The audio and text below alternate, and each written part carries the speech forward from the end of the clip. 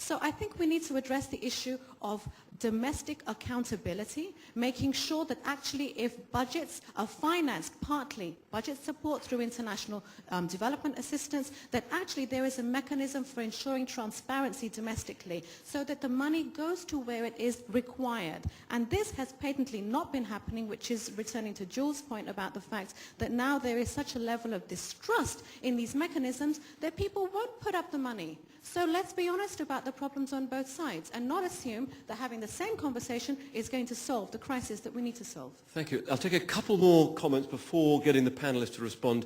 The lady in the back row there, you've been waving. Patient now. We'll try and get round everybody. Now you've been waving as well. Thank you. My name is Charmian Gooch. I'm from the British NGO Global Witness. I'd like to give a different figure to the panel and ask them a question at the end of it. And that figure is 450 billion per year, every year between now and 2030. And that's the figure that the International Energy Agency last year, having looked at the economic plans of a range of world governments, that's the figure that it came up with to meet a 45% increase in energy needs over that same time period, a third of which are oil. Now, these are the very same governments that are sitting down and attempting and failing, really, to negotiate for Copenhagen. There is a really, really dangerous disjunct going on. On the one hand, you have governments effectively planning for massive economic growth using unsustainable fuels. We have, in the meantime, a conversation about, well, can we afford $60 to $90 billion a year for offsetting or finding a way to protect forests, which are going to be vital. Governments have not faced up to the problem that there is going to be a supply crunch for oil and energy. The International Energy Agency is saying that in the next 12 years, they project a 50% decrease in oil supplies. There are some major issues here. This is going to affect attempts to negotiate and work together to deal with climate change. Geopolitical tensions around access to energy are going to become increasingly important, and it's really disappointing to see that in the climate process negotiations, whether it's at Poznan or at Bonn, there is zero awareness and discussion of this fact. And I'd just like to ask the panel, finally, thank you for bearing with me, what they feel governments can and should be doing on this issue. Thank you. Thank you very much. And let's just pass the mic just over there, and then we'll get some responses. My name is Ed Girardet. I'm with the Media 21 Global Journalism Network. I'm also a writer. A lot of what we're talking about here is in a language which is quite frankly incomprehensible to people on the outside. And it's very high level, this conference, as are most of them. I think we're missing, our friend from India mentioned it, and I also with the airline industry, we have to somehow put the issues across to, and the responsibility to the population at large. And this includes poor people in India, in Angola, in Zimbabwe, and not always look for responsibility to governments or to the private sector, but actually the whole population concerned. But this also means informing the public so they can ask the right questions, and even if each family only pays 1 cent per year toward adaptation or mitigation, they have to become involved.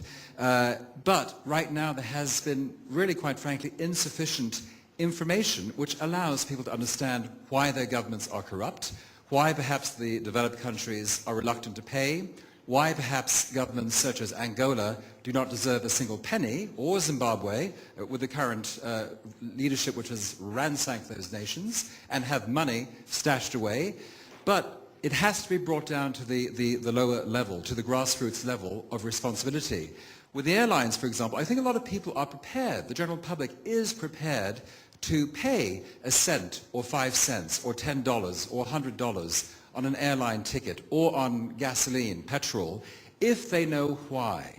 I mean, one example, in Kenya, they raised the costs of the national parks without really explaining why. A lot of it, of course, went into the pockets of various ministers, but they then began to explain where the money was going.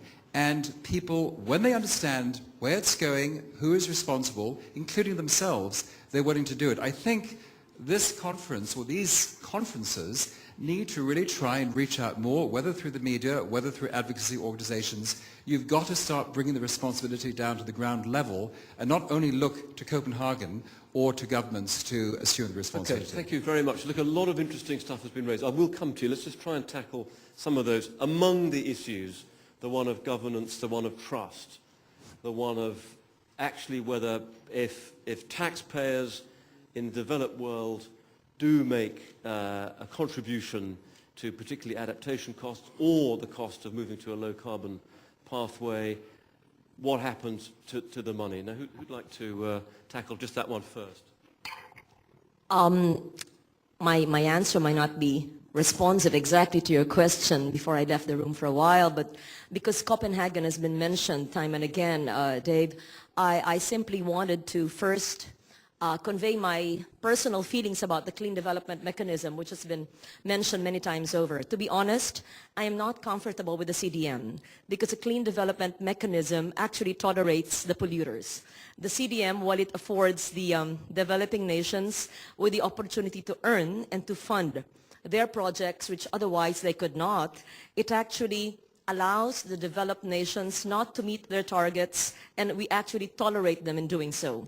But that's the way it was done, and I hope that Copenhagen in December could actually come up with something better than the CDM, could come up with a clean development fund, period, without an exchange that if you do this for the poor country, then you're forgiven for polluting more or not meeting your target. That's my personal feeling about it. It may not be practicable, but that's my sentiment. But second, you were asking about how trust and governance, yes. I think this whole thing redounds to the theme of this Global Humanitarian Forum, which is climate justice. We must all bring our voices together, whether we come from the private sector or government, or whether we're heads of state, leaders in our own right, that climate justice must be rendered. We must urge our populations, our leaders, our lawmakers to be able to provide the funds, enact the policies, and create the programs, and implement it in our own communities, in our own nations, in our own regions, and in the world.